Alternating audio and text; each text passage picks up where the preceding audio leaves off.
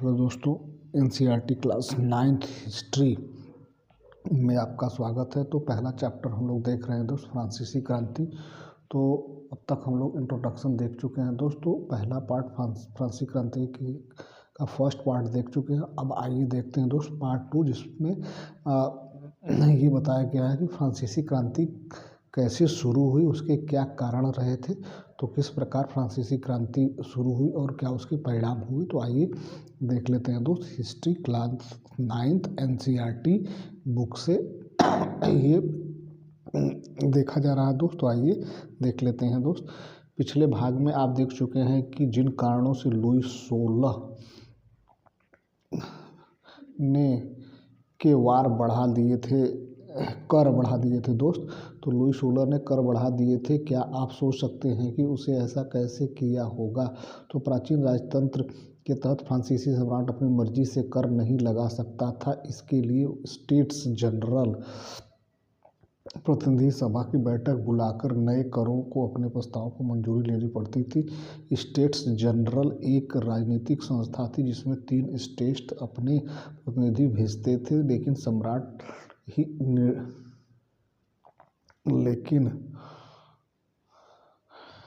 सम्राट ही यह निर्णय करता था कि इस संस्था की बैठक कब बुलाई जाएगी। इसकी अंतिम बैठक सन 1614 ईस्वी में हुई थी दोस्तों। तो ये क्वेश्चन बहुत बार पूछा जाता है कि फ्रांस की क्रांति में जो जनरल स्टेट्स की लास्ट बैठक, अंतिम बैठक कब बुलाई गई थी, तो वो 1614 ईस्वी में बुलाई गई थी।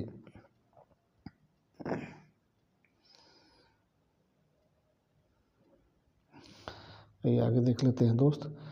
फ्रांसीसी सम्राट लुई 16 5 मई 1789 को नए करों के प्रस्ताव के अनुमोदन के लिए स्टेट्स जनरल की बैठक बुलाई। प्रतिनिधियों की मेजबानी के लिए वर्साय के एक आलीशान महल को सजाया गया। पहले और दूसरे स्टेट्स की बैठक में अपने 300 प्रतिनिधि भेजे, जो आमने सामने की कतारों में बिठाए गए। तीसरे स्टेट्स के 600 प्रतिनिधि उनके पीछे खड़े किए गए। तीसरे स्टेट्स का प्रतिनिधि इसके अपेक्षाकृत समृद्ध एवं शिक्षक वर्ग कर रहे थे। किसानों, औरतों एवं कारीगरों का सभा में प्रवेश वर्जित था। फिर भी लगभग 40,000 पत्रों के माध्यम से इसकी शिकायती एवं मांग की सूची बनाई गई, जिसे प्रतिनिधि अपने साथ लेकर आए थे। स्टेट जनरल के नियमों के अनुसार प्रत्येक वर्ग को एक मत देने का अधिकार था। इस बार लुई 16वां इस प्रथा का पालन करने के लिए दृढ़ प्रतिज्ञ था, परंतु तीसरे स्टेट्स के प्रतिनिधियों ने मांग रखी कि अब की बार पूरी सभा द्वारा मतदान कराया जाना चाहिए, जिसमें प्रत्येक सदस्य को एक मत देने का अधिकार होगा।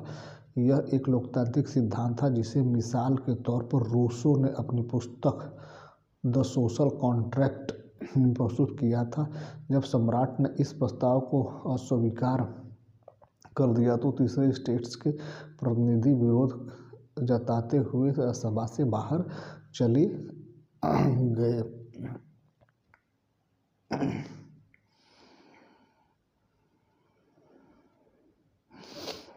तीसरे स्टेट्स के प्रतिनिधि खुद को संपूर्ण फ्रांसीसी राष्ट्र का प्रवक्ता मानते थे।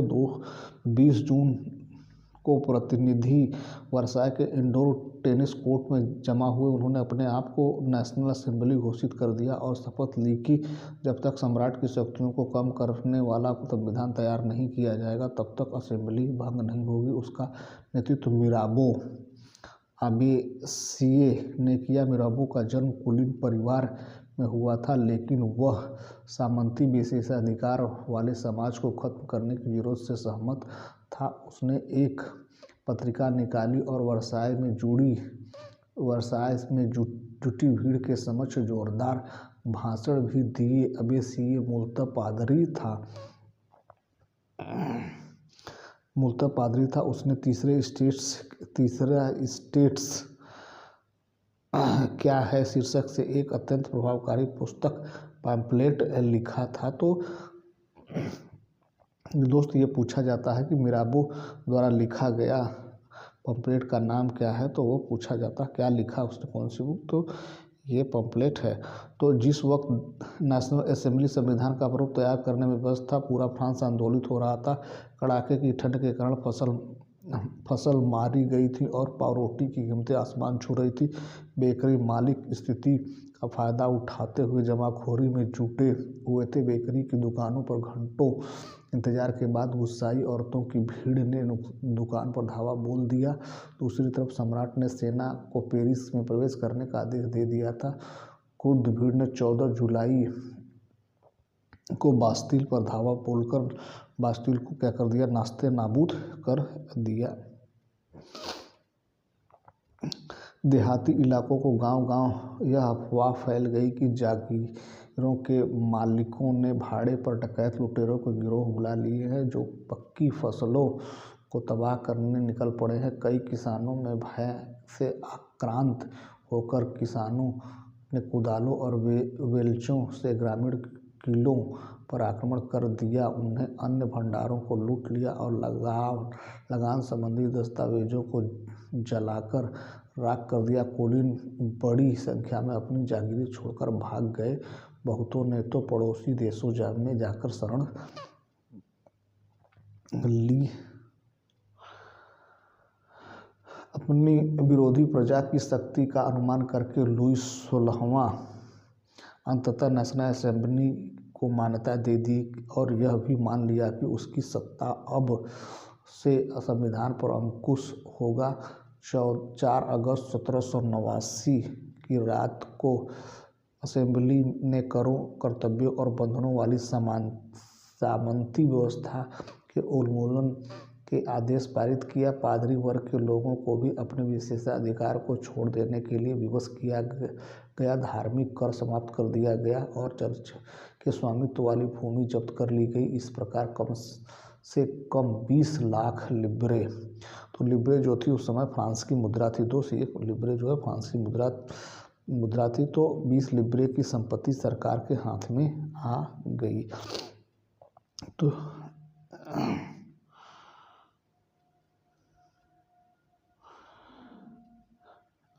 अब देखते हैं दोस्त, फ्रांस संवैधानिक राजतंत्र बन गया। तो नेशनल असेंबली सन 1791 में संविधान का प्रारूप पूरा कर लिया। इसका मुख्य उद्देश्य था सम्राट की शक्तियों को सीमित करना। एक व्यक्ति के हाथ में केंद्रीकृत होने के बजाय अब इन शक्तियों का विभिन्न संस्थाओं, विधायिका, कार्यपालिका और न्यायपालिका में विभाजित एवं हस्तांतरित कर दिया गया। इस प्रकार फ्रांस में संवैधानिक राजतंत्र की नींव पड़ी। तो ये देखिए न्यायपालिका इस तरह, ये देखिए न्यायपालिका है, कार्यपालिका सम्राट और विधायिका, जिसमें नेशनल असेंबली के 745 सदस्य निर्वाचित, ये पुरुष और ये सक्रिय नागरिक वो होते थे दोस्त। सक्रिय नागरिक जो मताधिकार प्राप्त लोग 2.8 करोड़ जनसंख्या, तो उस समय जनसंख्या में लगभग 10 लाख लोग थे। निष्क्रिय नागरिक मताधिकार प्राप्त नहीं, लगभग 30 लाख लोग थे। ठीक है दोस्त, अब आइए कुछ और प्रमुख बातें जान लेते हैं। सन 1791 के संविधान ने कानून बनाने का अधिकार नेशनल असेंबली को सौंप दिया। नेशनल असेंबली अप्रत्यक्ष रूप से चुनी जाती थी। सर्वप्रथम नागरिक एक निर्वाचक समूह का चुनाव करते थे जो पुनः असेंबली के सदस्यों को चुनते थे। सभी नागरिकों को मतदान का अधिकार नहीं था। 25 वर्ष से अधिक उम्र वाले केवल ऐसे पुरुष जो ही सक्रिय नागरिक थे, जिन्हें मत देने का अधिकार था या उन्हें दर्जा दिया गया था, कम से कम 3 दिन की मजदूरी के बराबर कर चुकाते थे, उन्हीं को क्या करना था, उन्हीं को मत देने का अधिकार था। विशेष पुरुषों और महिलाओं को निष्क्रिय नागरिक के रूप में वर्गीकृत किया गया था। निर्वाचन की योग्यता प्राप्त करने वाले असेंबली का सदस्य होने के लिए लोगों का करदाताओं की उच्चतम श्रेणी होना जरूरी है। संविधान पुरुष एवं नागरिक अधिकार घोषणा पत्र के साथ शुरू हुआ था।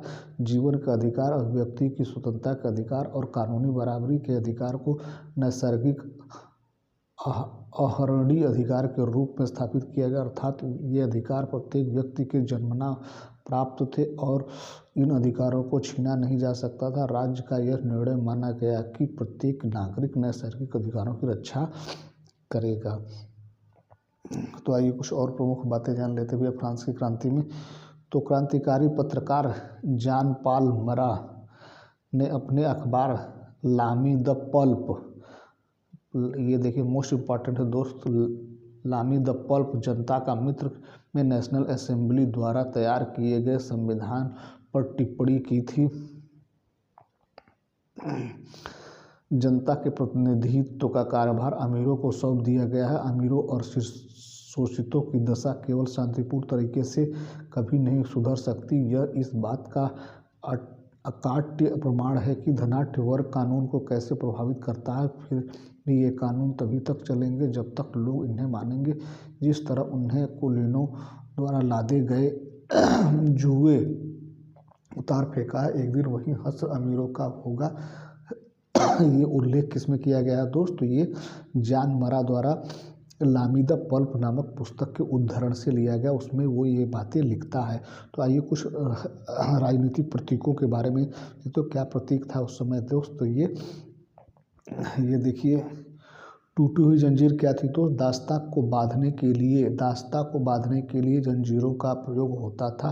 टूटी हुई हथकड़ी उसकी आज़ादी का प्रतीक है। टूटी हुई हथकड़ी आज़ादी का प्रतीक है दोस्त। अगला देख लेते हैं दोस्त, छड़ों का वांछीदार गट्ठर। अकेले छड़ को आसानी से तोड़ा जा सकता है पर पूरे गट्ठर को नहीं तोड़ा जा सकता। एकता में बल होती है, तो ये इसका प्रतीक है। अगला देखते हैं भैया, राजदंड शाही सत्ता का प्रतीक है। शाही सत्ता का प्रतीक है राजदंड। अपनी पूंछ के लिए सांप, अपनी पूंछ मुंह में लिए सांप सनातन का प्रतीक है। अंगूठी का कोई ओर छोर नहीं होता। अगला क्या है दोस्त? अगला लाल फ्रांजियन टोपी, दासों द्वारा स्वतंत्र होने के बाद पहनी जाने वाली टोपी। नीला, सफ़ेद, लाल फ्रांस के राष्ट्रीय रंग है दोस्त, ये रंग थे उस समय।